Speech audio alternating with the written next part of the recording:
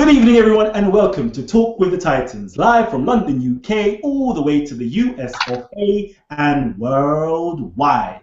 I'm your host, Callum L, and this is Talk with the Titans. On tonight's show, we have two Titans in store for you. We've got the Armageddon squad in the building, Armageddon squad up.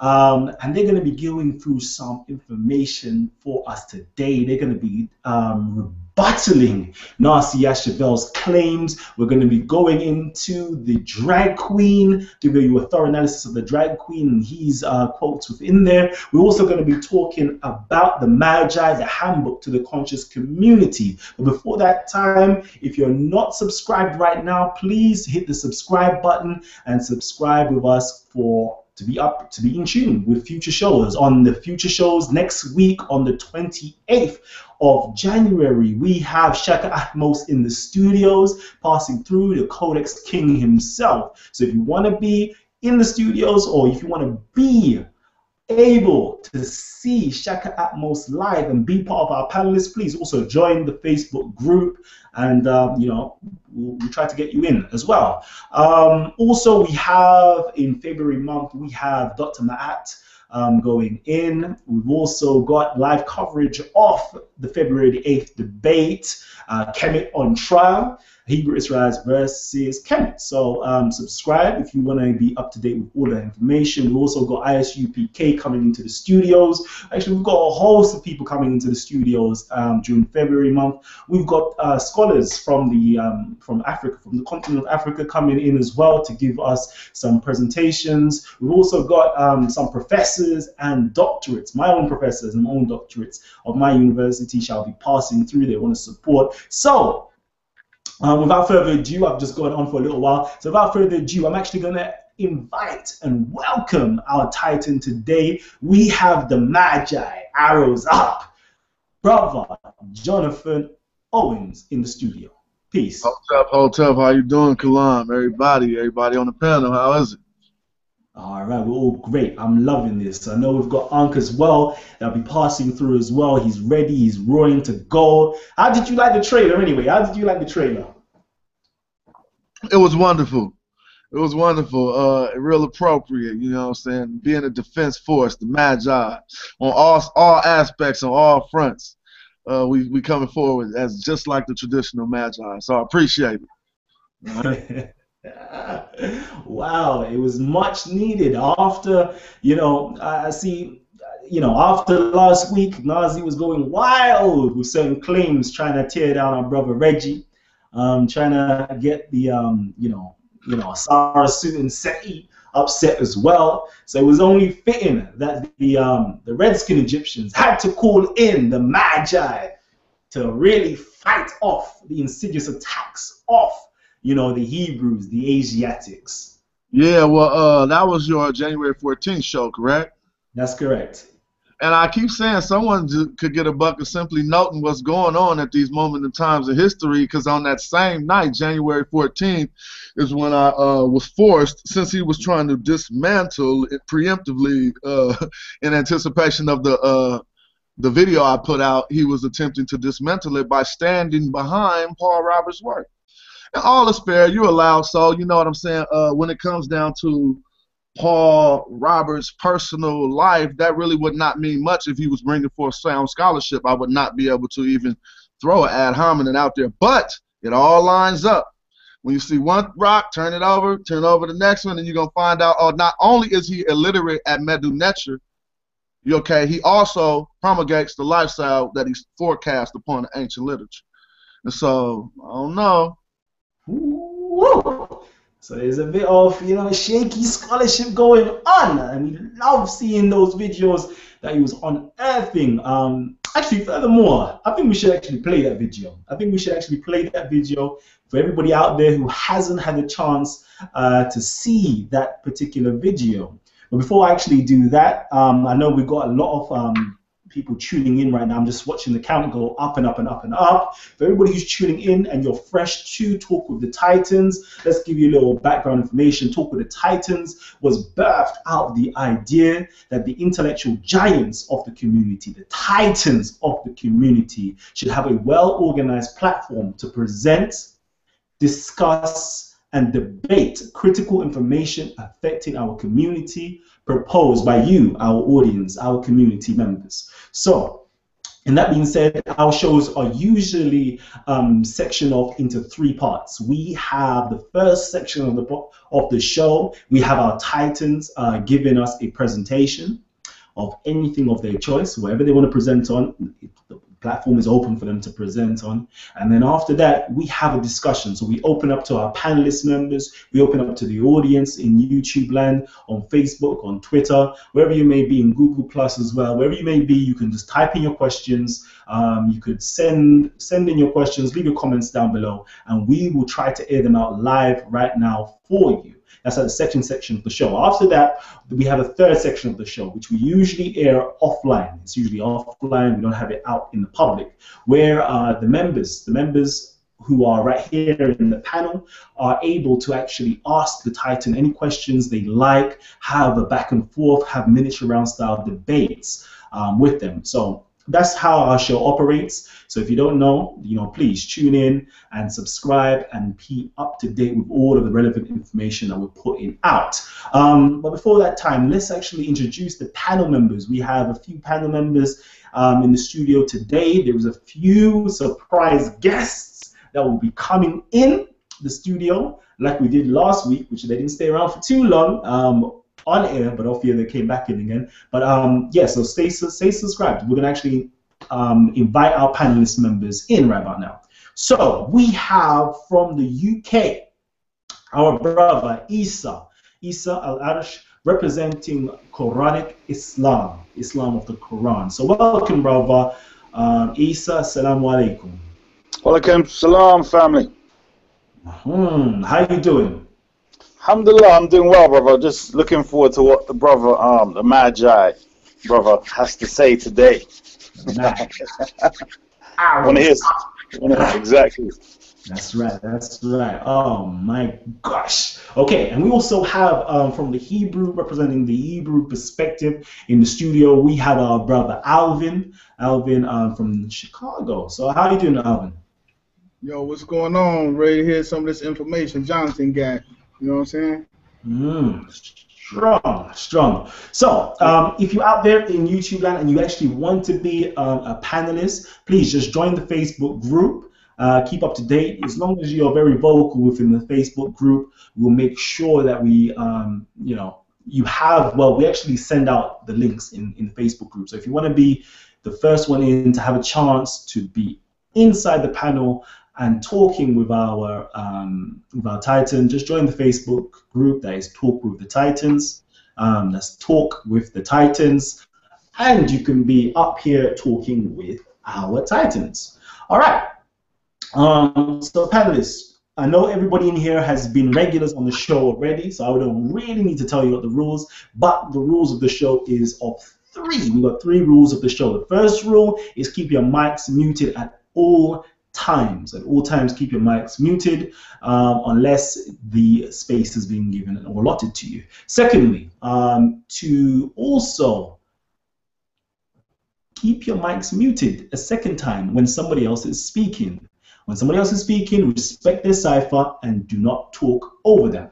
The third rule is we do not allow any foul language. This is a family-friendly zone. This is a family-friendly zone. We have children watching in. If you don't know, literally everybody comes home from work. They put this up on the TV screens and they're watching this live in front of their family. So please, no foul language. All right. So what I'm going to ask you to do now is please respect our co-panelists, respect our audience, and please, last but not least and most foremost, respect yourselves. Okay, so all right, let's get this actually started. So Magi, the Magi himself.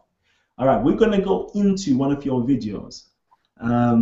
Which one should we go into? Because you have so many videos that are just quick. They're just firing shots everywhere. So which one should we go into? Oh, maybe we should play the video that shows the source of these claims come by our good young brother Najee Yashaville. Okay. All right. The source of those claims. All right. It's called Najee. Najee and the Drag Queen. Najee and the Drag Queen. Are you able to see my screen right by now? Yes, sir. You should make the video go full screen, and it'll be wonderful. All right. Okay. So I'm going to make it go full screen, and I'm going to present this video to everybody so they can see. All right. And whilst we're doing that, we're just going to, we're up, we're ready to go. And now here we go.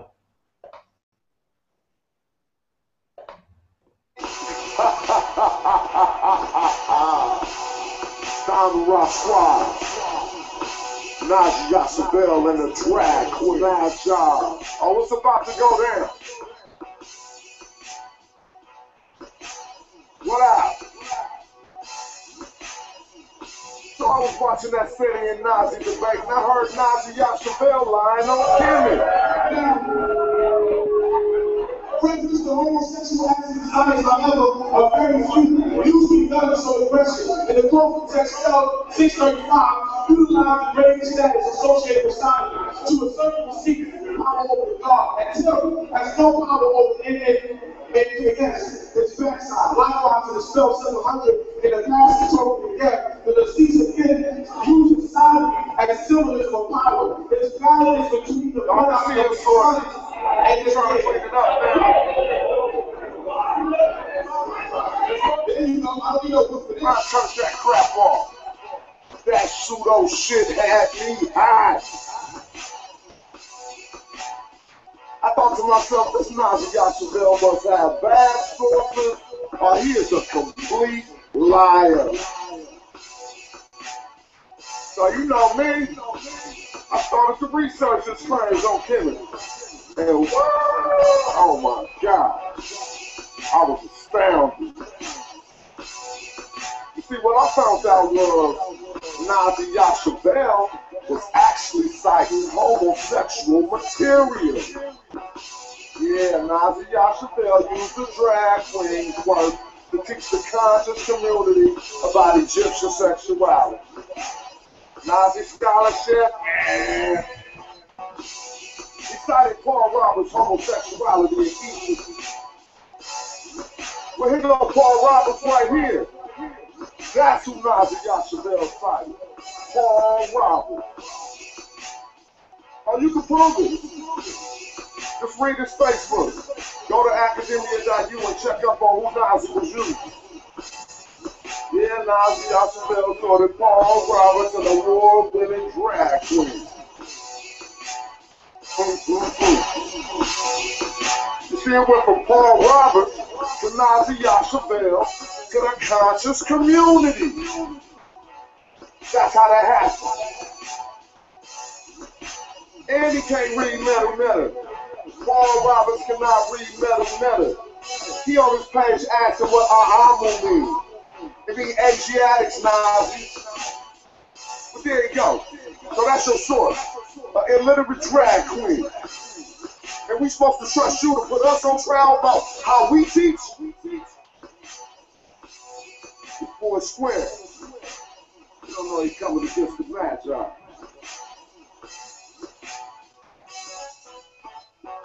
Now look, that was his source. Paul Roberts. Checkmate, homie.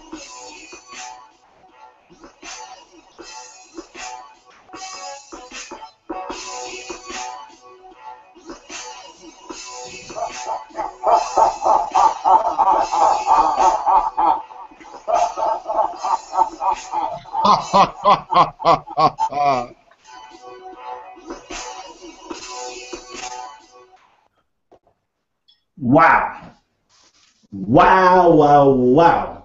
So, is everybody still there? Is everybody with me right about now? Kutip Salam, we're here, brother. All right, so Najee Yashaville was using was using what? The drag queen sources. So what does it actually mean? What does it actually mean? Well, it doesn't mean a lot if we would find out that even, you know, that's something the guy's doing. But if we found out that he was doing good scholarship, I would not have been able to put out that video. But unfortunately for all parties opposing what I wish to present, I spent the last year going through all of his sources. So you're talking about the 30 sources he brought, but you must have not looked through all of the sources. So at the debate, we'll scrutinize these sources, and it has allowed me to get to the root of this misunderstanding. So to speak directly to what you asked, it means that the brother used the most homoerotic interpretations of the text that he could find in order to vilify his other brothers using, quote unquote, by his tradition, a sodomite. What we say, bringing a sodomite into the house of Israel. And I don't think that would be advisable for a teacher to do so, to bear witness by Paul Roberts. And so I would not, like I said, it would be unscholarly to vilify him about something, but this does pertain to the text.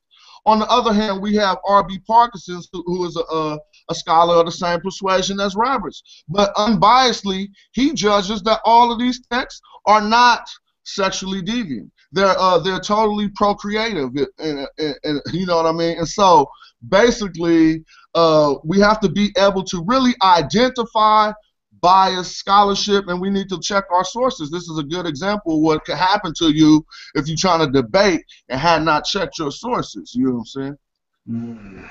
Damn. So brothers out there, when you're coming to this debate, when you're coming to any debate, be very mindful. Be very mindful and be very critical of the sources you use. If you enter any piece of scholarly information, one of the first things you need to actually provide is what? A literature review.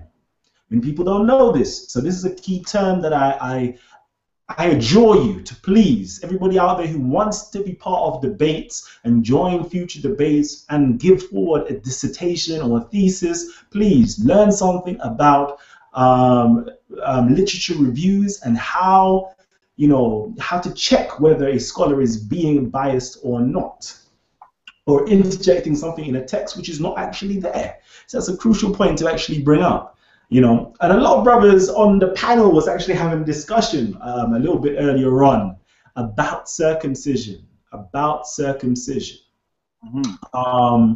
So, brother, what is your take on circumcision? When did this practice actually take place?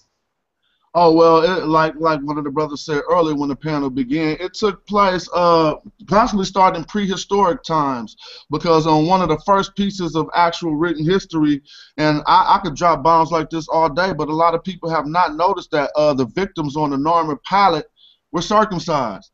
That was because you would have to be paying attention to detail in your research, and you possibly need a magnifying glass or a really large portrait to, you know what I'm saying, to see this. And even going back into times like that, we can, as we mentioned before, discuss the way we got our science of the anatomy. Nowadays, you go to biology class, one of the first things you're going to do is dissect a frog. Well, it's really just to learn about, you know what I'm saying, anatomy. You're not in the human anatomy yet, but maybe if you get into the higher realms of knowledge, you'll get to work on a cadaver. Well, these same things happened in prehistoric Egypt, but one of the most commonly dissected animals was the bull. So in studying the anatomy of the bull, we start to see a lot of the signs and symbols of the Medu Neter come to life. A lot of people think a lot of these symbols, a lot of the most sacred symbols in Medu Neter revolve around body parts of animals. If you look at the glypha Nefer, they say that is the trachea and the windpipe of the trachea, windpipe, and maybe lungs of a bull or of an animal, but not of a human. Certain other glyphs that are, a lot of glyphs are body parts and as well as parts of animals. So when we start to talk about circumcision, in general, we can look at the anatomy of the bull, and we'll start to see how some of these spiritual practices develop. All one has to do is investigate the reproductive organs of the bull and learn about the penis retractor muscle. okay, which pulls back the prepuce on the bull. I hear some type of phone. Oh, I'm sorry. I'll mute that. Yeah, which the penis retractor muscle, which pulls back the the prepuce of the bull, and observing the bull's anatomy, we also know about the merkah, or the symbolic bull's tail that a pharaoh would attach to his back to symbolically be representative of the bull. We also learned that the jed pillar of a sar might not actually be a human vertebrae, but it may be parts of a bull's vertebrae. So I got so much of this that I really don't want to put out everything, and we got a debate on February 8th, but it's no way they'll be able to get out of this. So but lastly, the tomb of Ankh-Mahor, 6th dynasty, is where we find the first textual attestation to circumcision. And like I told y'all, if anybody want to pull up the Norman palette real quick, maybe I'll do it right now and show you that these guys getting murdered at the bottom are circumcised. Okay, why should you do that? Why should you do that? I see that the YouTube is going crazy. They're asking, we want the link, we want the link. They want to join in. You know what? I'm feeling generous right about now. I'm actually feeling generous. I'm actually going to post the link up for everybody to have, first come, first serve basis, up on the Talk with the Titans group page. So if you're not a member of the Talk with the Titans group page right now, click Talk with the Titans and press add. Okay, I'm going to wait for you. I'm going to give you a few more seconds. Then I'm going to post the link up right now for you to have. So we're going to count down in about 9 seconds. The link is going to be up. If you want to join in, just click it and you'll be live in the studios. And if you're watching in live as well, please keep your mics muted when you do join. Otherwise, I'm sorry, I'll have to eject you. So here we go. In the next few seconds, you'll be able to join us right now live in the studios. Here we go. It is posted. So if you want to join in, I see other Titans that have been on the show before is asking for the link, and some of them are just arriving right now. So I'll greet you lot. Welcome to the show. But it is our brother Jonathan. So Jonathan, carry on. Yeah, peace. So if you guys can see my screen now. Yes. And if we observe that the fellow to the right, it appears, if you could actually ever see this closer, this is a circumcised victim right here. And you can find also this in Andrew Hunt Gordon's work. I think that was him who brought that forward. I don't want to act like this was one of my discoveries. And so this is, I mean, what could I say? But we find at least definitely the practice of circumcision in the tomb of Ankh-Mahor at the 6th dynasty. So, And that's very interesting, because one of the very first historians, or the father of history, from the Western perspective, would be a character or a person by the name of Herodotus. Herodotus actually stated that the Egyptians or the Ethiopians were the first ones to actually introduce the rite of circumcision, and everybody else in Syria and so forth, is basically following or inherited that rite by the Ethiopians and Egyptians. Could you shed any more light on that? Yeah, I would guess that will be true. If we deal with the time period of Herodotus, we're going to be with his contemporary dating to about 450 BC. We're going to see, first thing to note is the other people who promulgate a covenant of circumcision are never noted by Herodotus. He does not mention the Israel. So how do you come from Greece, wind up in Egypt, and not ever be, you're the father of history, but you don't mention the Israel? So some of the customs and traditions that they may promulgate that they were first to espouse, actually history doesn't attest to that. And, as well as Herodotus' opinion on Egypt, we also have to realize that he, too, has the opinion of the 450 BC Egyptian. He says also in this text he could not secure certain information from priests of Egypt. He could not secure information about them now from any priest. So we would have to discuss that, like, well, what else wouldn't they tell him? If they wouldn't tell him about the now, a lot of his information comes from firsthand observation, but not he can't cite people who told him certain things. He just was so-called observing things. Okay, okay. And there was, you know, there was actually a video that was up between Tazariak, Captain Tazariak, salute you. He's one of our Titans and Talk with the Titans group, and our brother Shaka Akmos going through circumcision. And they were complaining about, you know, grown men being circumcised. On that note, before we actually go into that, please, everybody, please subscribe to us right now. Our shows are on every Wednesdays, weekly Wednesdays. We usually start around 7 p.m. Eastern Standard Times, but we do try to aim to start around 6 p.m. Eastern Standard. So if you want to actually see our future shows with our brother Shaka Atmos next week, please press the subscribe button down below. Alternatively, just hit the subscribe button. Where are we? Right about here. There's a subscribe button. Just hit the subscribe button, and you could be up to date with our shows. So there was a video out with Tazariak and Shaka Atmos going at each other. So I would like to know, was Tazariak, you know, had a point with grown men? Why are grown men being circumcised? I know it's part of the Hebrew customs to circumcise their child at the age of 8 days old or so. So what is this custom of, you know, older men being circumcised? What's that about? Well, actually, it was not explained in the text. I did a hard translation of the text, and they didn't say anything about the age of the people. So really, we're just assuming this again by looking at the iconography and seeing the height of these people. They could have been adolescents. Now we know you're supposed to, in their Jewish tradition or whatever, what have you, to pay respect to it. I think you're supposed to be circumcised, but 8 days or something to that extent. But Moses was clearly a grown man. He must have lived completely uncircumcised in Egypt if there was no practice of circumcision in Egypt, correct? Didn't was it Abraham and his whole house or who got circumcised at grown men? How could Abraham was 99 when he met Yahweh? So I don't understand this.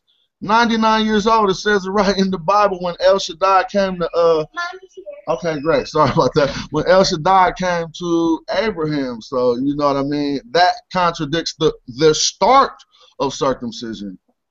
Indeed. You know what? I'm actually going to play that clip because that is a very interesting clip. And your video response to that was quite well done. So let me actually play that clip for everybody to see what we're talking about right now. Let me know, Jonathan, can you see that? Can you see the clip? Yes, brother, I can see it. Okay, we're going to play it live. Magi, vanguards of Kemet. Here's a photo Captain Tazariak, ISUPK, used to cite homosexuality in Kemet. This is grown men playing with penises. Get a picture of that. This is grown men playing with penises on the Egyptian wall. He really used like a cartoon or something. It's fake. Ain't no words on that. You see that? The primary is from Saqqara, the tomb of Ankh-Mahor, 6th dynasty. And we're going to go through that transliteration. It's for anybody to look it over, grab an Egyptological dictionary and look it up. ISUPK. You cannot read a book by its pictures. Ain't nobody told you that? Let me go to transliteration, and what you need to look for is that it's made for his praise, and it's the circumcision of the Ka priest. Circumcising the Ka priest. Here you see the definition from the word of us. Seb, which is the root, which means to castrate. But we got sabet, which is a derivative, which means to circumcise. And you see it there, circumcising the Ka priest. Sabet, circumcision. Wow. Y'all gonna look stupid trying to run up on me, Pop. Straight up. We can see this 6th dynasty inscription that attests to circumcision in Egypt before Abraham was conceptualized. Circumcision started in Kemet. Magi, archer, arrows up.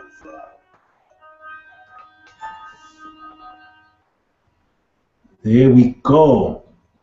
Magi, archers, arrows up. We love it. We absolutely love it, my brother. So, and I hear a lot of the brothers on the panel is really trying to emulate your Magi, archers up. Could you give us that quick Magi? I probably couldn't even do it right now because it becomes so from the heart. It's like a call. You feel me? You know what I mean? I probably couldn't do it right. And my mouth all dry, so they got to just start following my videos. As a matter of fact, my page is Smash Rockwell on YouTube if y'all want to know where y'all can get that information when I put it out. Primarily, if you don't know, I'm an MC as well, Casual from Hieroglyphics. And I normally use my YouTube page for musical stuff. But now being 40, I've been more into the scholarship than I have been into the artistry that supported me for such a long time. So Smash Rockwell on YouTube, y'all check that out. All right, and don't forget, if you're loving this information and you want to hear more, just give us a big thumbs up. Let us know that you like the information. And last but not least, please leave your comments down below. We love hearing your comments. We love hearing your feedback as well.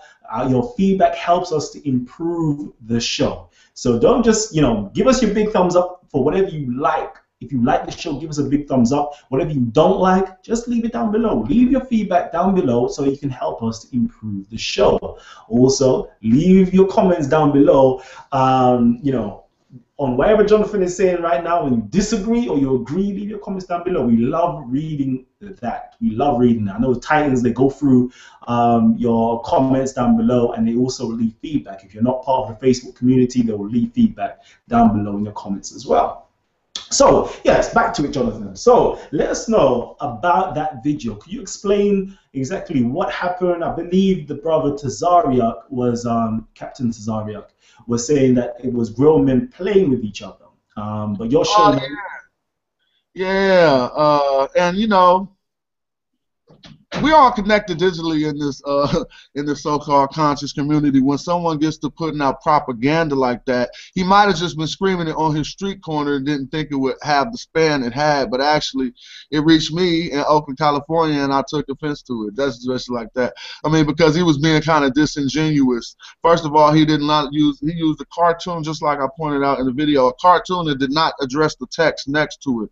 Now, when we get out here and start doing things like that, we open ourselves up, for our own scrutiny. And so he put the propensity in me to get to the bottom of it. I was like, well, here's a text we never translated. I can't find one online, so let me put in the time to try to bring forth an interpretation. And just like I suspected, the text next to the vignette, because the text next to the vignette always explains the accompanying portrait, so it was revealed right there. You know what I mean? That's right. That's right.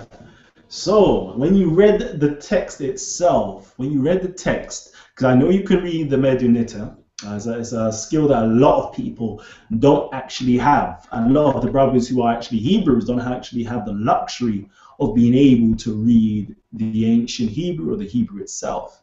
So when you was reading the text to cross-reference what was being said, like what was going through your mind? That's what I want to know. When I was reading the text to cross-reference what was being said, what was the last thing you said? I'm sorry. Yeah. So what was being said? There was the claim that was grown men playing with themselves, but you actually went back and you looked at the primary evidence, the primary literature where that image was found, and you read the text accompanying it. What was your thoughts? Oh, well, first of all, we need to understand the process of reading Medunetta so none can be fooled or beguiled about how it actually goes down. When you see these tourists in museums, I mean, not a museum, but maybe in a pyramid or something, and he's walking up like, oh, blah, blah, blah. A lot of the times they have that stuff memorized. And so, studying Medunetta, we know a lot, or you can identify and parse a lot of the terms, but just like in English, you may come to a certain term that you're not familiar with, and so you have to refer to your tools. It would be like this for a newcomer in Hebrew too. Just because you got down the sounds of the alphabet and you can sound out a word, don't mean you know the meaning of all these words. And so I came to the first time I ever heard the word for castrate.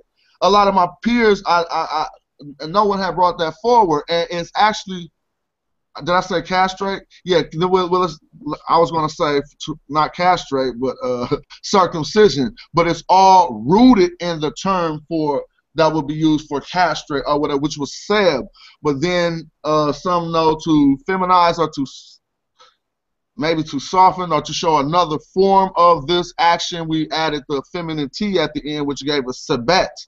And if we look up sebet, we also see a form of castration. And now this is me simply not taking this outside of the provided tools, Egyptological tools. But when we want to scrutinize a true root for sebet, I would possibly pass that over to a brother like Asar Imhotep and hit him up and be like, yo, I found this term and I need some cognizant African language in order to corroborate that this says what it says.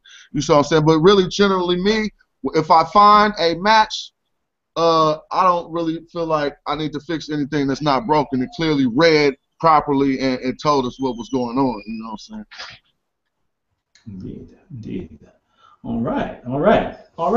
So, our audience are actually asking questions right now, and I know I usually leave this out for the second part of the show, but I think it's quite important that we actually do ask this question.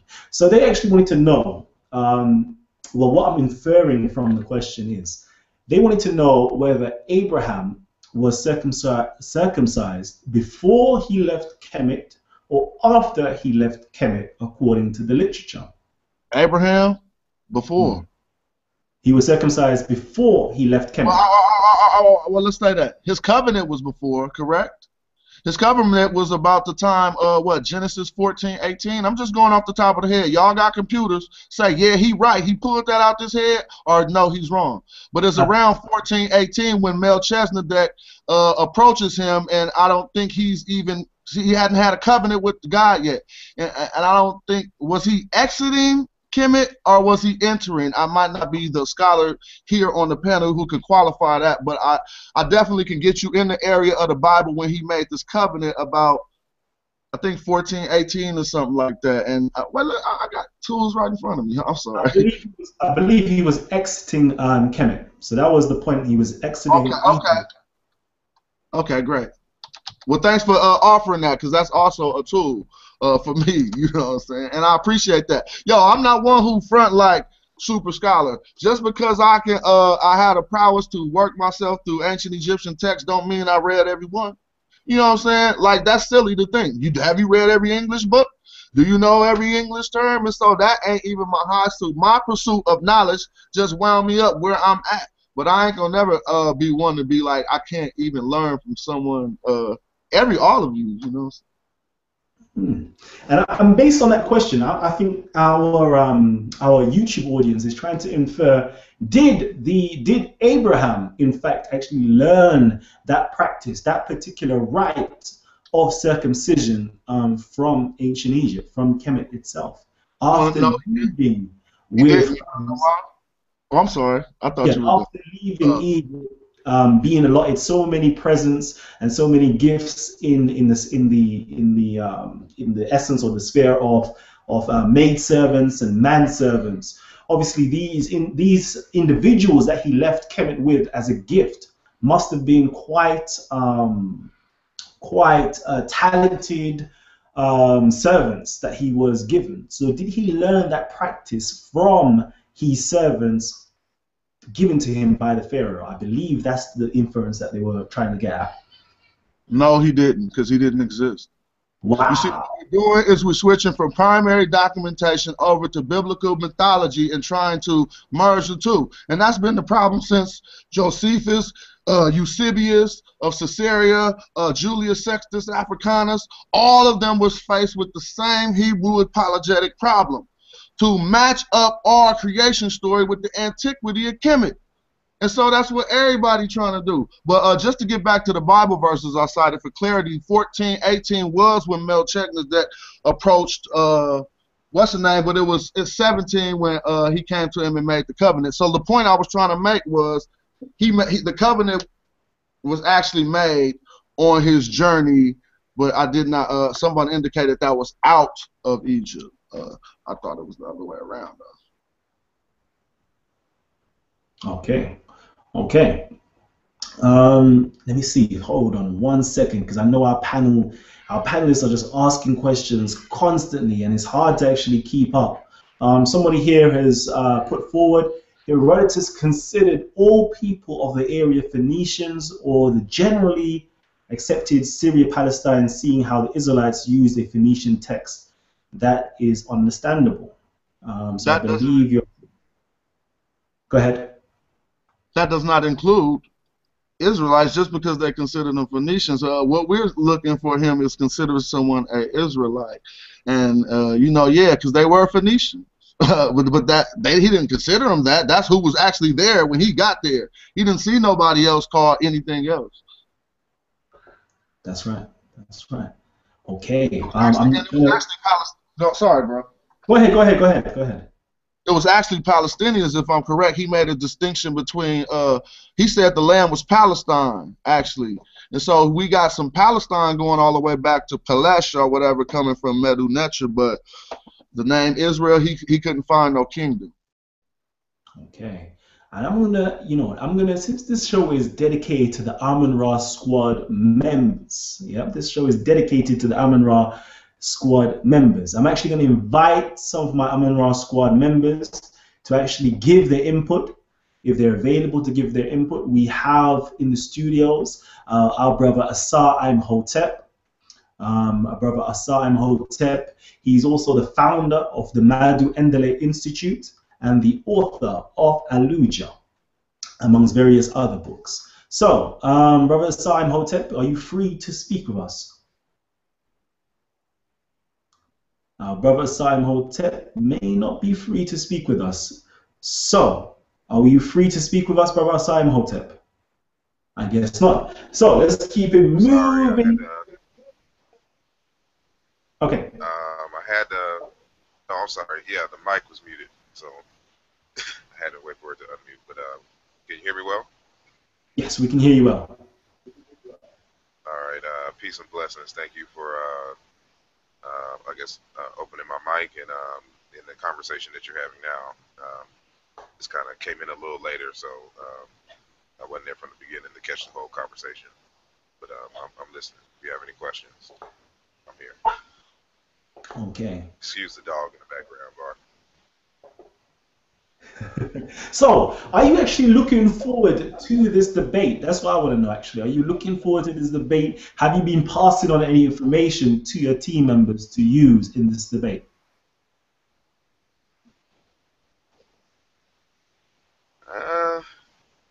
You know, I mean, it's just another debate to me.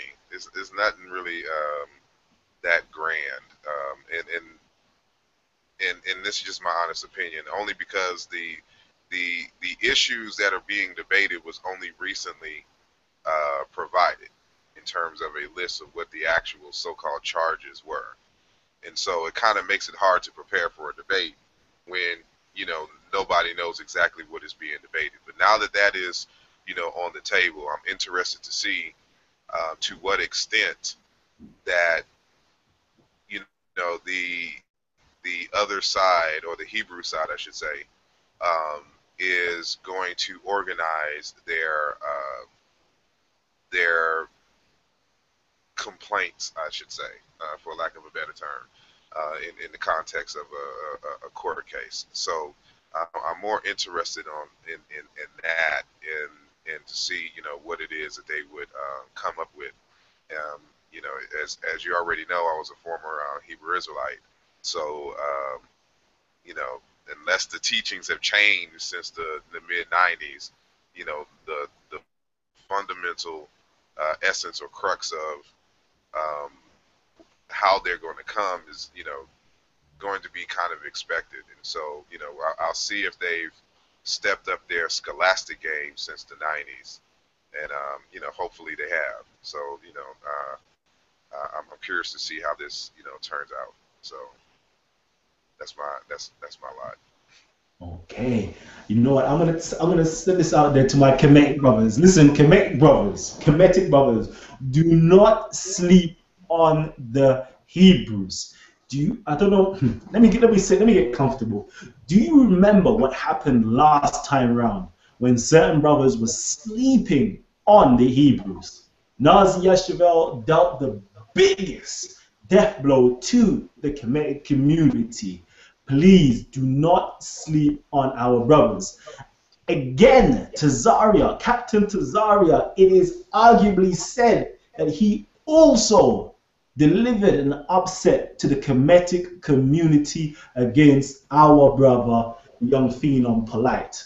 Okay, this is hotly contended and debatable who won between that debate. But surely, if it was such a walkover for the Kemetic community, there would not be a question of who won that debate. So I'm gonna urge you, Kemetic community, our scholars from the African school of thought, do not sleep on the Hebrews. They have a well-oiled machine. They've got the Hebrew war machines. When you hear that lion roaring in the background, it sends shivers down my spine. You have brothers like Partner Hisi. Damn. You have brothers like Divine Prospects. Damn. You have brothers like Zion Lex. Damn. You have brothers like Nasi Yeshavel. These brothers are problems. You lot are there just taking it like for a joke, like it's not even a problem. These brothers are a problem. Not even to mention AOC themselves, our brother Hashar. Listen, when Hashar speaks, everybody just quiet. When Hashar stands up, everybody sits down. These brothers are too much.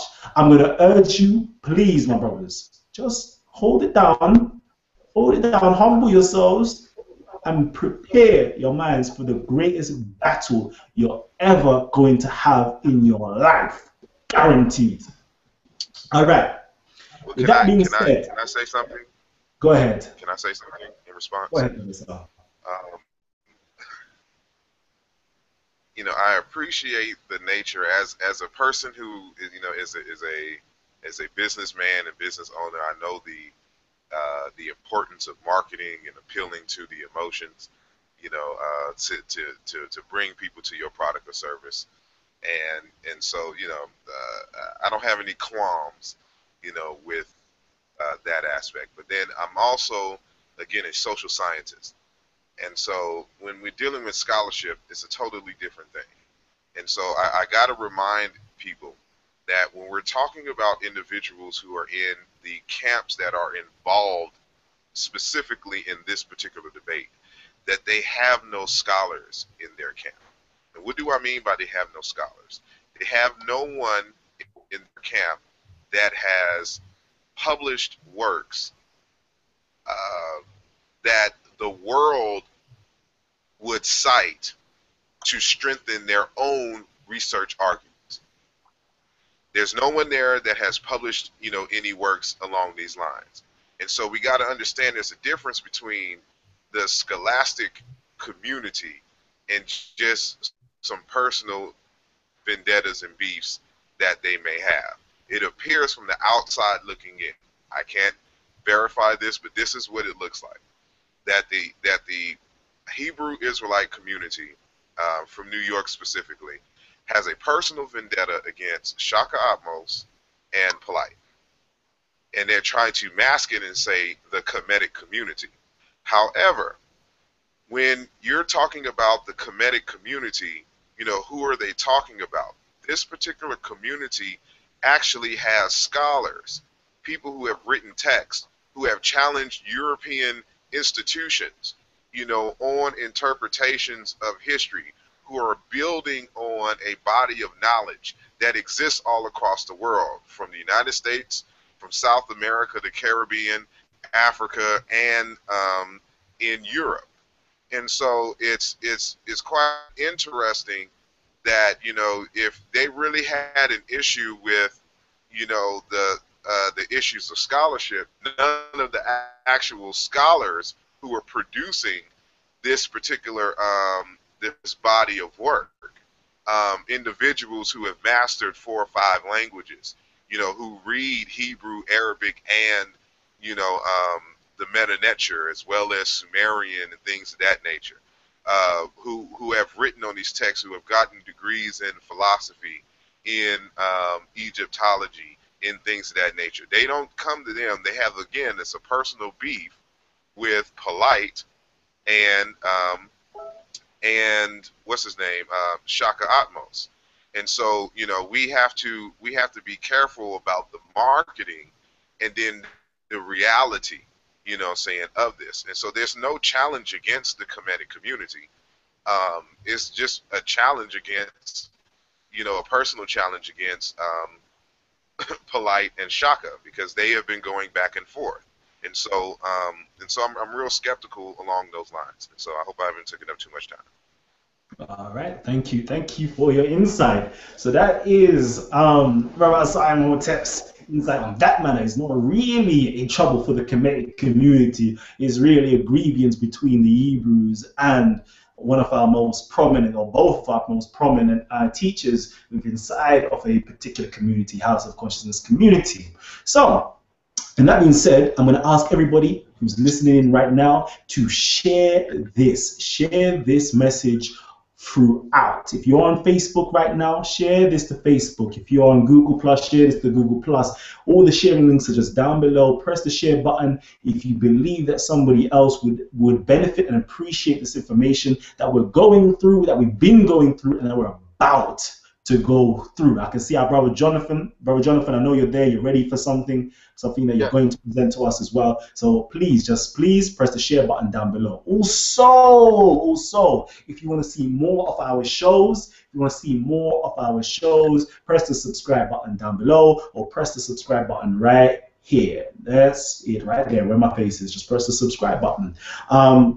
We have our brother Shaka Atmos coming into the studios coming in next week, Wednesday. Our brother, our Saber, our Senna himself, brother Shaka Atmos, will be in the studios next week, Wednesday, the 28th of January, before the grand date of February 8th. Our brother Shaka Atmos will be passing through the studios. We also have a range of Titans that will be passing through. We've got members from the ISUPK passing through next week. We have African scholars passing through as well, and scholars from the UK. I mean, literally worldwide. We've got scholars worldwide passing through. So if you want to see more of these great Titans, press the subscribe button down below, or just up here. Alternatively, or as well, please check out, once you press the subscribe button, just check out all of our past videos. You'll see in the playlist, just click on the playlist and you'll see all our past videos, from Dr. Ali Muhammad to Guerrilla Hebrew to Israel Doctrine to Divine Prospects to our brother and Senator Asaya Imhotep, to Zion Lex. We've got a whole host of Titans that's passed through the studios already. So if you want to see more of these Titans, press the subscribe button so you can check them out as well. I see that a lot of brothers and sisters have been hitting me up in my inbox, asking me, there's two major questions that they've been asking me. They want to know, how can we support the show? How can we donate or fund the show? I'm going to tell you this: I don't actually take any money from the audience at all. So there's no money that you can give to me to put on these shows. I'm doing these shows out of the labor of love. I love putting on these shows. No matter how much money and time and energy it takes out of me, I'm putting on these shows for you, the people out there. But if you do want to help and you do want to donate, I will ask you to donate your skills, donate your talents, donate your time and energy. If you see there's something about the show that you like and you think that you can improve it, whether you are a person in marketing, whether you're a person in media, know how to do edits or sounds or whatever the case may be, and you want to improve the show, just hit me up. Go to my channel, subscribe to Calamel, go to the channel, and in the About Us section, you will see my personal email. So if you want to help, please donate your time, donate some effort, and give back to the community with whatever skills that you can to help us improve the show. Or even if you have any thoughts how we can expand the show, let us know. Just go in there, and that's how you can donate to us as well. So also, if you go into About Us section, it also tells you that we want to work with businesses, ethical businesses. So if you're an ethical business out there and you want us to promote you or support you, hit me up on the email as well, and we'll also, have that business relationship talking. If you still want to donate money to us, keep your money. We'll talk on a business level how you can, start up a charity or, work with charities inside your community and donate to them, or, whatever the case may be. We can come together as a community and help other brothers out who are in need as well. That's it. So the second question that people actually have been asking me is, where do I get my African attire? They like the scarves, etc. I will leave a link down below of how to get in contact with my fashion designer. And I'll leave any clips. If you go onto my Facebook, I'll leave some clips there so you can see different styles that I've worn or he's produced for me. And if you want any, you can get in contact with him and buy it off him. All right. Enough of me talking again. I'm going to introduce our brother back in, our saber, our brother Jonathan. So, brother Jonathan, I know you have something ready for us again. I have something. You there? Yeah. Yeah, I actually was thinking. Oh, you know what it was? I was adding to when Brother Asar spoke about them not having any scholars on their team. That actually, I agree. And I've been illustrating this as I can show you since last year. Let's go to this full screen. You guys can see my screen? If December 25th was not the day of the Nazi and SETI debate, you can clearly see I posted this on December 25th. It might have been a day after. And it was just embarrassing stuff from my brother Nazi Yashavel that he put forth at the debate. You can find this is called Nazi Yashavel and the Scholar's New Clothes. But the best way for me to explain it would simply be to read it to you real fast, if you don't mind. And we say, you all know the story of the Emperor's New Clothes, right? Well, if not, look it up after this. Let me give you a breakdown of Nazi Yashavel's lack of proficiency in this embarrassing 14-minute and 40-second video clip. It says the video starts with the clip of Nazi showing translations of something called Amen Walks the Garden in the Temple of Deir Badari. Remember Deir Badari, you guys. It says, error number 1. At 18 seconds of his presentation, Nazi begins by calling Hatshepsut Hatshepsut. Okay, I knew that was no biggie, but instantly I knew that I was in for a treat. I'm thinking, Hatshepsut, you had a debate and you hopping up talking about Hatshepsut? But anyway, I'm going to keep reading directly from the text. He reads Hatshepsut states, I planted God's trees next to Amen's temple, and I made for him a punt in his garden. It is big enough for him to walk around. Nazi's point, this won't be too long. Nazi's point of reading this translation was to ask, why is it okay when Egyptians say God can walk?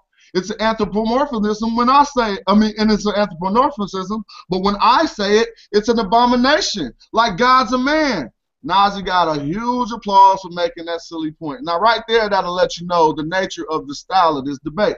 But let's go on, because it gets really funny. Area number 2, SETI asks, what book is that? Okay. Yeah, SETI asks, what book is that out of? Nazi begins to berate SETI by saying, sunk relief. It don't have to be from a book. I know y'all remember that part. Sunk relief. What we have to learn is how to go to the original text, and that's what I'm showing you. Sunk relief. Now, if it is not clear to you now why Nazi Yashavel has already made a complete fool of himself, let me show you why. A sunk relief means the words are sunk into the relief. This sunk relief is a type of inscription popularized by the Amarna style art. It is not a reference number of any particular source material. This fool has sunk relief as his source. Now let me interject. That is just like saying my source is oil painting. My source is crayon. Or this is the way you record the inscription, not the source number.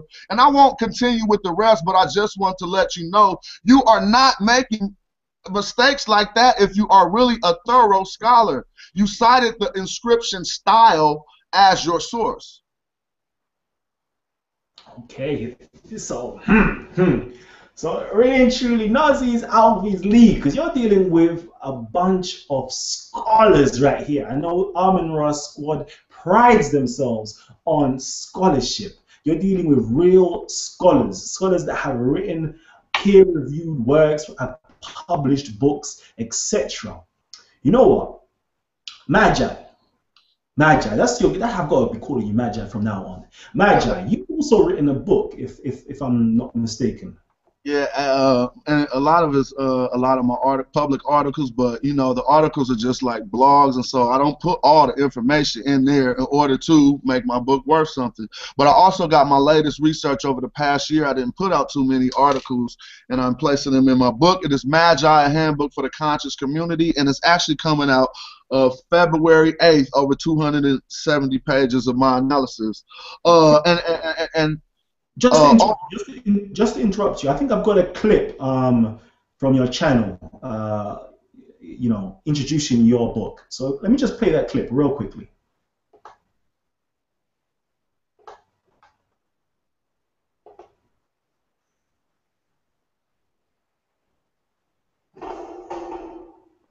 Magi, a handbook for the conscious community by Jonathan Owens. Well-mannered repudiations against all the pseudoisms in the conscious community. Sources, attestations, primary evidence, coffin texts, pyramid texts, African translations. Magi. Everything you need to know. It's the handbook for the conscious community. Pre-order Magi now and support the Magi Research Fund. You need to bring the house down February 8th in New York at this debate. Agile.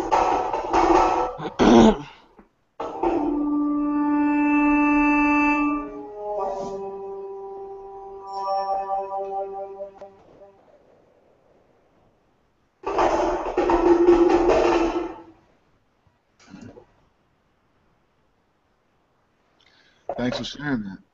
Yes. So we have your book coming out on February the 8th, Magi, the Handbook of the Conscious Community. Amun-Ra Ngongo. Big boy we're talking about right now. So, my brother, you have a book coming out.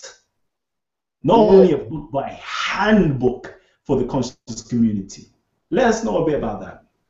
Yeah, well, really, like I said, it's a collection of my articles plus all my latest, more pertinent research that I've done over the past year. And I told my brother Nazi personally, he inspired one of the greatest feats of my research in refuting his claims. After I unearthed the Paul Roberts ride, I started digging, and got to the root of these claims. And so that's like a greater portion of my book, one of the chapters that I'm most proud of. I think it's like a 50-page chapter on Kemetic sexuality. So it's pretty good, and a lot of that is my ammunition for the debate. So I'm not speed researching.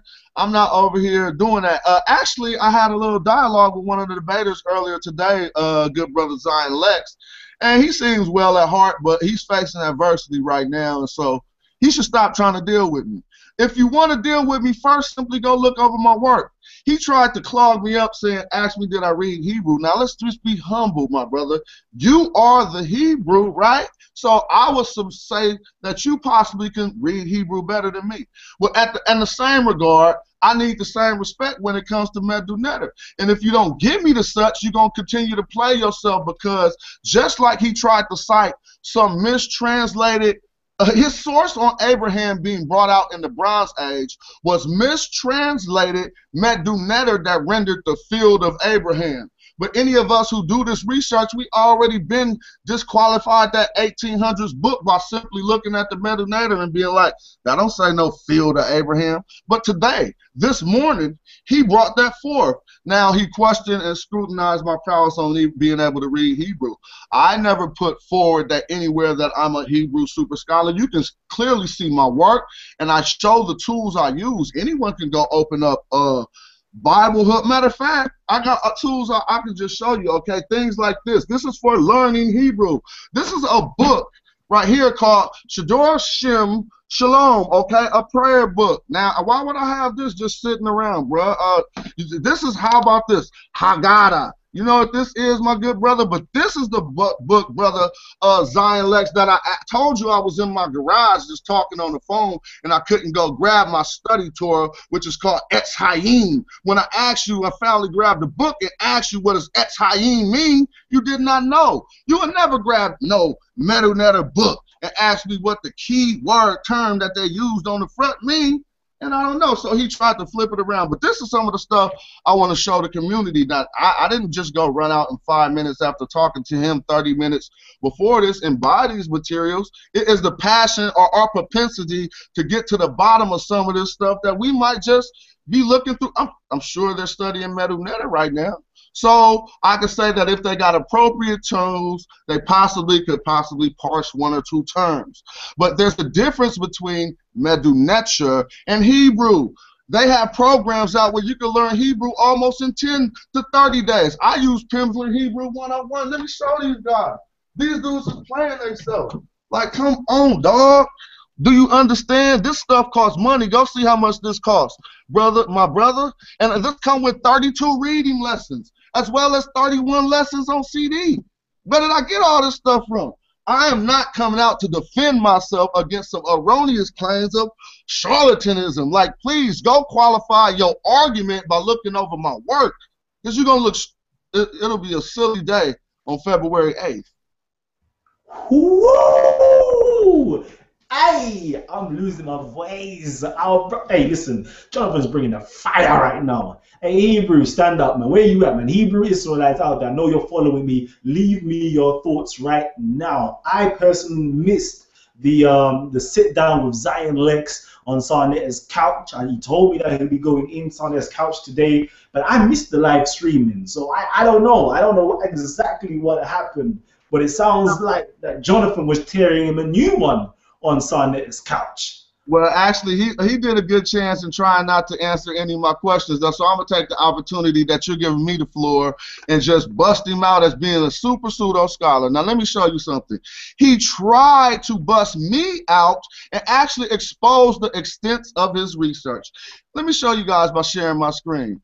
First and foremost, you guys are going to see on Sarnet TV that in scrutinizing my article, Shaddai, the Mother Goddess, an open letter to ISUPK, he said when he got all the way down to, so basically he didn't have no contention until he got all the way down. So I'm looking at it like this, like, oh, he ain't got nothing for me, right? He gets down to where I'm mentioning the city Shaddai and said I copied and pasted it off Wiki. But read this. Let's read this clearly. Shaddai was also an Amorite city called Tel Eth Tadim, the ruined site of the 2 breasts. Here is what Wikipedia says about Shaddai, the city. What is he? What type of scholar is this? I tell you that is what Wiki says about it. So why are you telling me that I quoted them when I told you I quoted them? But let me tell you something. See, this article is actually a longer chapter in my book, and I can show you that someone else is speaking on the source without revealing the source to you. But if you can see this book right here, what's the title of it? Ancient Israelite Faith and History. So he don't even know his own stuff. Page 177. Now I got to reveal my sources to you before my book drop because you want to steal some of my work. But let's read clearly. They say right here, Tel El, you see my cursor? Yeah, we can see it. Okay, yeah, it says this site already has distinct shape when it was occupied in the Bronze Age. Today, in Arabic, it is called Tel Eth Thali, literally, the ruined site of the 2 breasts. So I start to get enraged when I'm dealing with people who are trying to make me out to be someone who has not done the homework, and I could bust you out in 5 minutes. And so, yo, you was the one who stopped that Wiki. This is what happened. He found the same claim on Wiki, but it didn't have a citation. He did not go beyond that. He actually brought that back to the people like, oh, this is where he got it from. I'm like, oh, boy, you don't know what you're dealing with. You know what I'm saying? Wow, oh my gosh. And listen, the YouTube is going crazy right now. The viewers are just going up and skyrocketing. So if you're out there and you're watching this information and you believe that somebody else would enjoy this information that you're hearing right now, hit the share button, let everybody know. Our savior, our sinner, our brother Jonathan Owens is going live, the Magi. This is literally the Armageddon. This is the final showdown. This is the battle before before the war. I don't think there's going to be another opportunity to hear this brother and the Amon-Ra squad go at it live on Talk with the Titans before the great debate. So please hit that share button right now. Let everybody know that we're live. We're live, we're live, we're live. Also, please hit the subscribe button right up here or down below to be up to date and follow our shows. Our shows are every single Wednesdays, and we've got our brother Shaka Atmos coming into the studios. If you want to see our past shows as well, click onto the playlist of Talk with the Titans. We have brother Shaka Atmos coming in. We have Dr. Ali as one of our past Titans. If you want to see his Lost Pages of Islam, hit the subscribe button. If you want to see Guerrilla Hebrew versus Politely Aftermath, hit the subscribe button and view that as well. If you want to see Israel Doctrine going at Shaka Atmos Codex Game Over, hit the subscribe button as well. If you want to see our brother Divine Prospect, Zion Lex, the whole Hebrew War Machine, just hit the subscribe button and keep up to date with information. If you want to see Asar Imhotep breaking down the information, breaking down the linguistic information, how the African languages are intertwined with each other and intertwined even with the Hebrew from the Yoruba perspective, please hit the subscribe button. This is a show that you do not want to miss. Okay, carry on now, my brother. Carry on.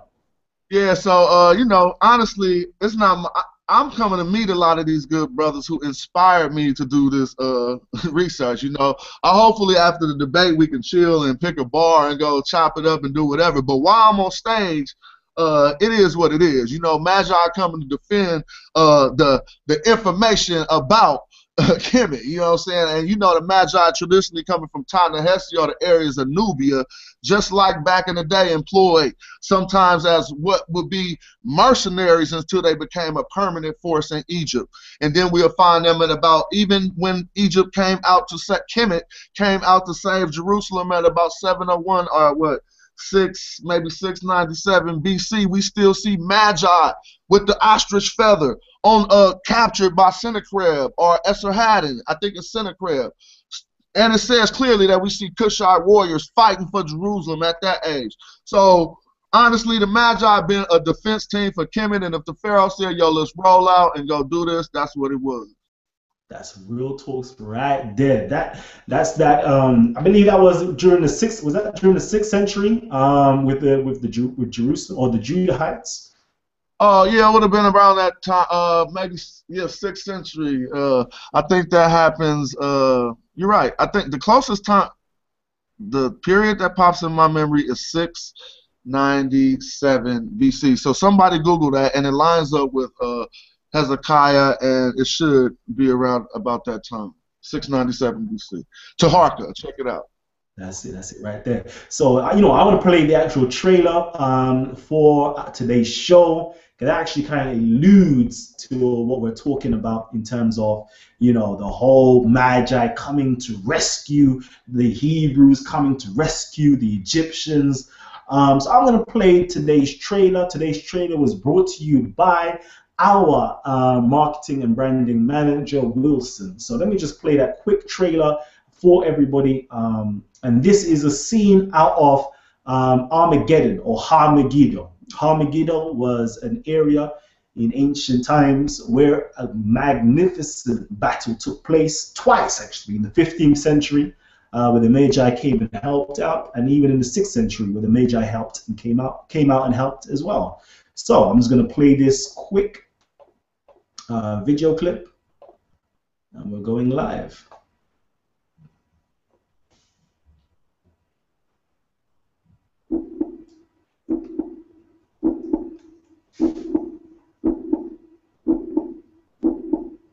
Kamanu, oho, Magi Intenu. Magi, what is your profession?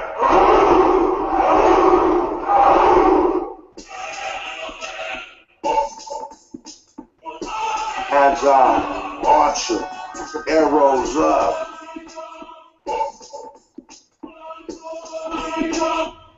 A well-organized lie to teach a disorganized truth every time.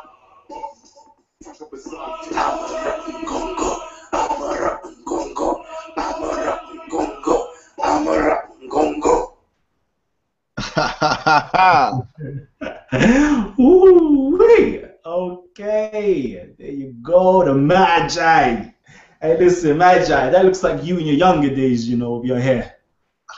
You know what? Yeah, I did rock out like that. But honestly, it's an honor to even be adorned with such a name and for it to fit me so perfectly. When I took all my younger life, I was, so to speak, I'm built for this, basically. I'm walking right into the dungeon. I'm coming from across the nation. I'm hopping on a plane by myself, and I'm hooking up with my Zulu nation right before I walk right into the heart of the fire. So it's going to be what it's going to be.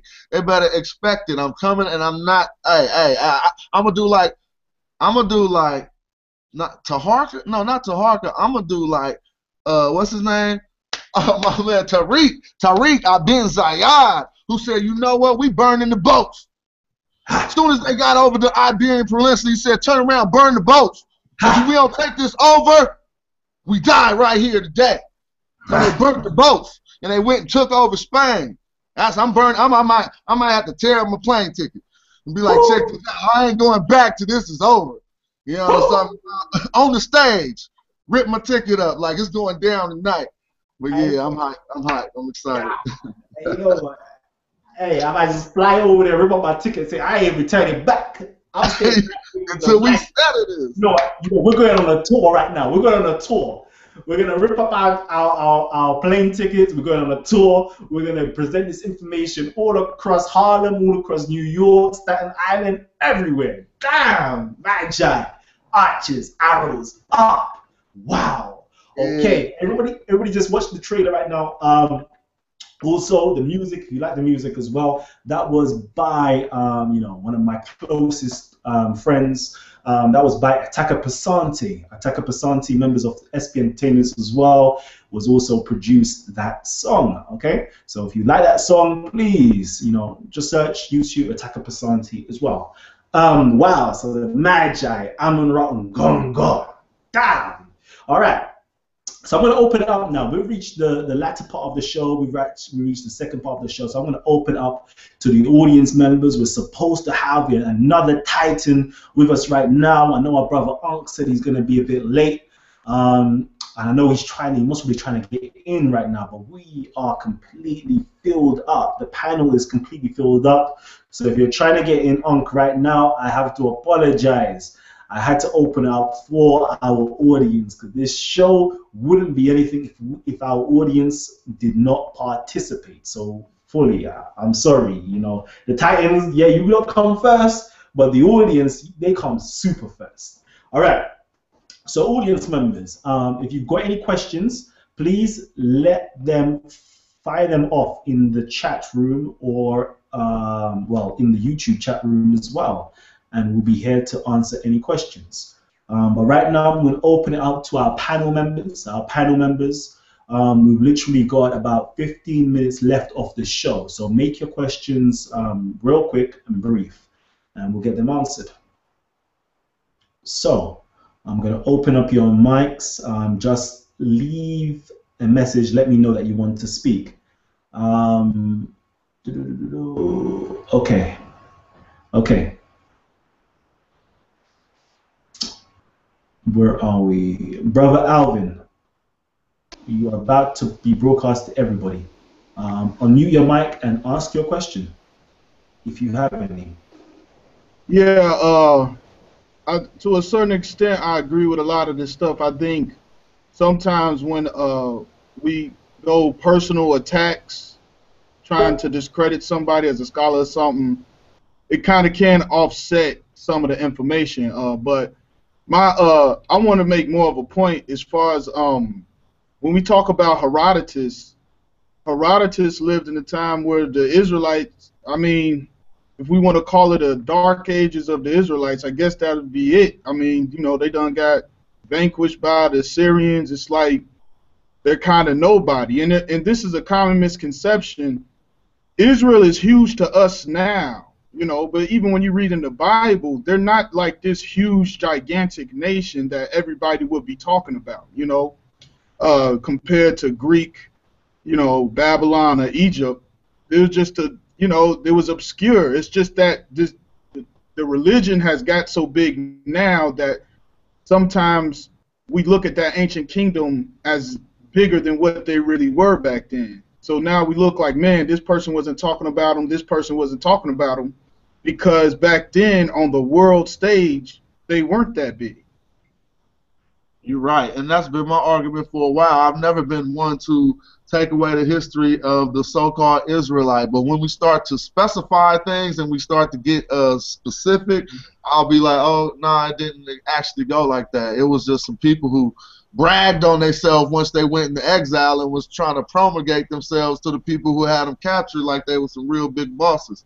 So they made up a lot of stories that were just exaggeration. So I don't ever say that it don't exist completely. I just think it was exaggerated, grossly exaggerated by the Kohanim or the priest. Okay. All right, I'm going to open it up now. They're going crazy in here, the chat box. I apologize if the chat box is not scrolling. That's something that I have no power over. That's something that you have to get up with, take it up with YouTube, because I don't know how to fix that. So I apologize for that if you're trying to get through via the chat room on YouTube. Jonathan, these Israelites are going in hard at you, you know. They're going in hard at you. I would expect that they would, because that's the silly little rooting for my team behavior. But if any of you Hebrew Israelite scholars could step up, I have an account on debate.org. Last time I argued about the pre-Mosaic fathers, pre-Mosaic patriarchs being venerating the mother goddess. I got a forfeit. So my name is the Mystagogue on there, and you can simply write out your contentions. We could do 2,000, 3,000, 4,000, or 5,000 words, however you want to get it in. Ooh, real scholarship.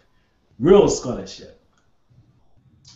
So Jonathan, what are your thoughts? This is from, let me give the credit to where the credit is due, from Cedric Hooks.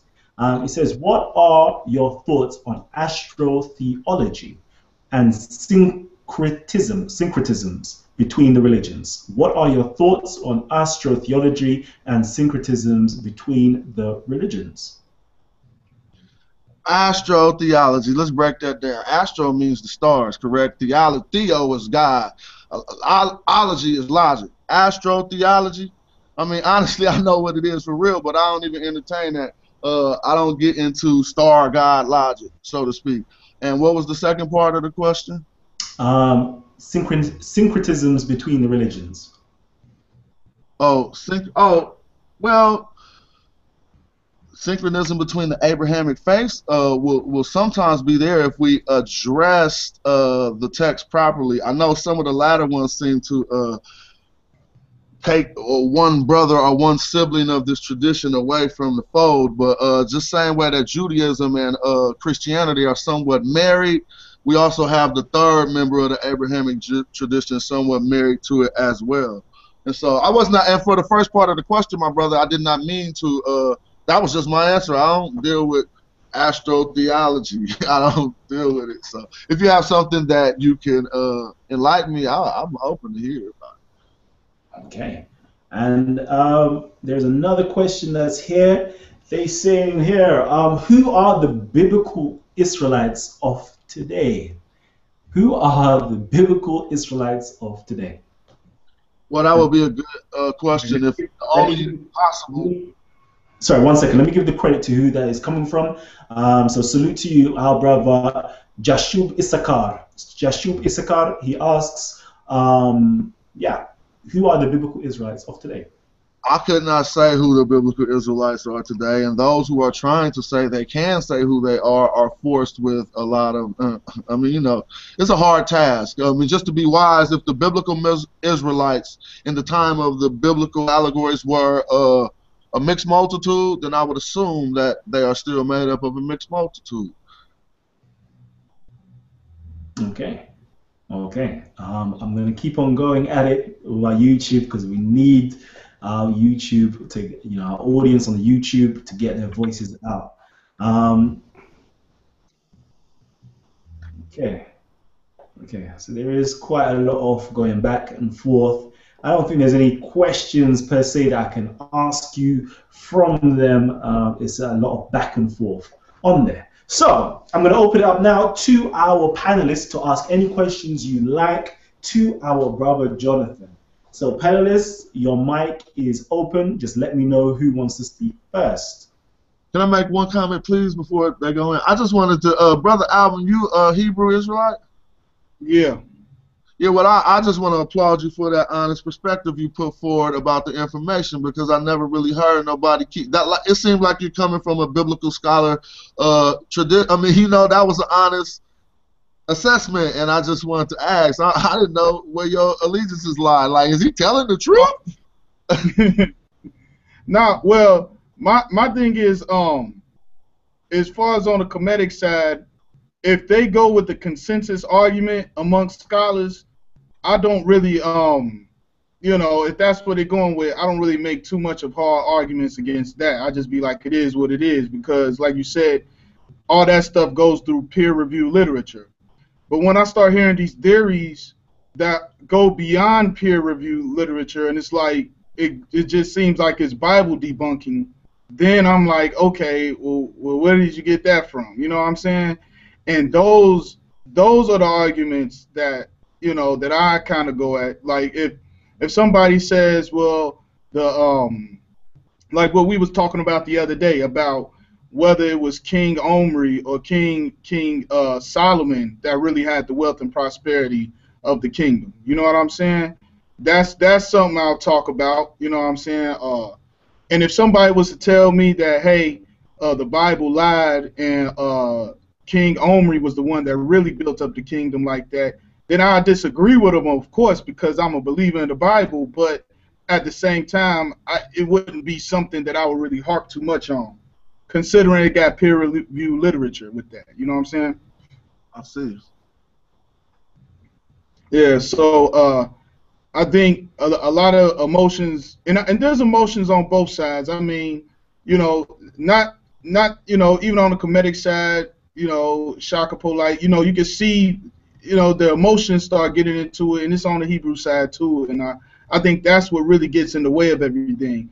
And one thing I would say to my Israelite brothers is that when we have certain debates, we gotta separate the scholarship from the belief system. Because I don't hide the fact. I believe in the Garden of Eden, Adam and Eve, and all of that stuff. I believe the Red Sea split and all that. Alvin, I'm going to have to cut your wisdom real short because we're literally running out of time. We've literally got a few more minutes left of the show, and there's some questions coming in, and I want to get them out real quickly. So one of the first questions that we've got here is to Brother Jonathan, and it says here from one of our senators, Achtu Khesi. Please ask Jonathan about the great year being tied to the date of the pyramids being built. So do you know anything about that? Yeah, I know a little bit about that, and we start to get out of my realm of, I wouldn't say expertise, but my specialty. When we walk into, I wouldn't really want to call it New Age theory, but we're starting to deal with a lot of the material brought forward by John Anthony West and one of his comrades who basically said, that's why he talked about, it might not be the same person who mentioned the astrotheology, but he basically used the lining up of the Sphinx with, I'm sorry, not the Sphinx, but the lining up of Leo in the sky is actually what I was talking about, the constellation Leo with with the three, with the direction of Horm action, and also the star system of Sirius, the three stars with the three pyramids of Cairo or whatever, or where I don't even know actually which these three are aligned to, but I think that is what he is talking about directly. Like I said, though, my specialty, I don't really like to talk about stuff that I deal with MetaNet specifically, and like my brother Asar would tell you, I'm always in a dictionary of MetaNet, you know what I'm saying? And so really, when you want to start talking about astrotheology and stuff, I would defer you to Brother Reggie or one of my other peoples, you know what I'm saying? Okay, and we have another question here from our brother called Christopher Baldwin. He's one of our avid, supporters. He asks, what do you think about Brother Divine's scholarship?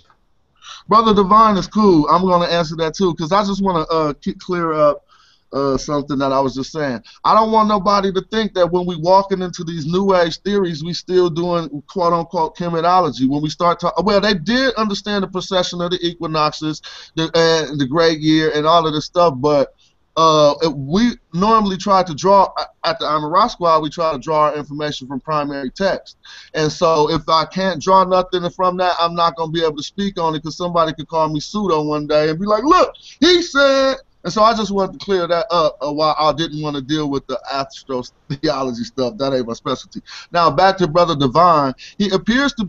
Oh, you about to say something? No, go ahead. Go ahead.